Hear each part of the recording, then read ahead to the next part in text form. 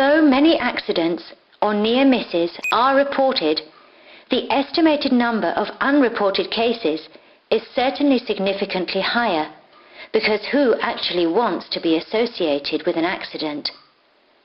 A team of breathing apparatus experts from the Swiss Firefighters Association has carefully studied this issue, aiming to prevent as many accidents as possible and find the most effective means of drawing breathing apparatus users' attention to the fact that breathing apparatus cylinders are perfectly safe when handled correctly, but that careless handling can prove extremely dangerous.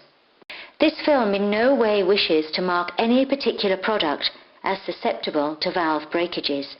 This film will demonstrate what happens when a cylinder valve breaks off.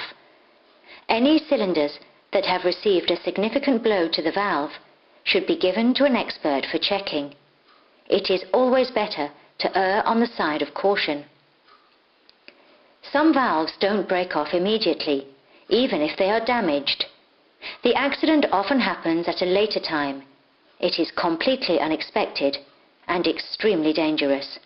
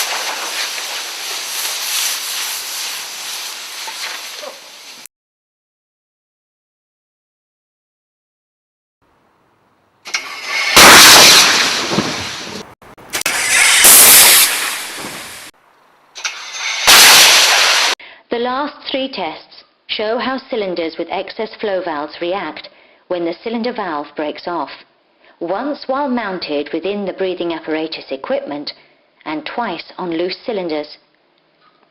You can observe how cylinders with excess flow valves remain quite still if the cylinder valve is broken off. The cylinder contents empty without any dangerous reaction, leaving the technical maintenance team free to replace the faulty valve.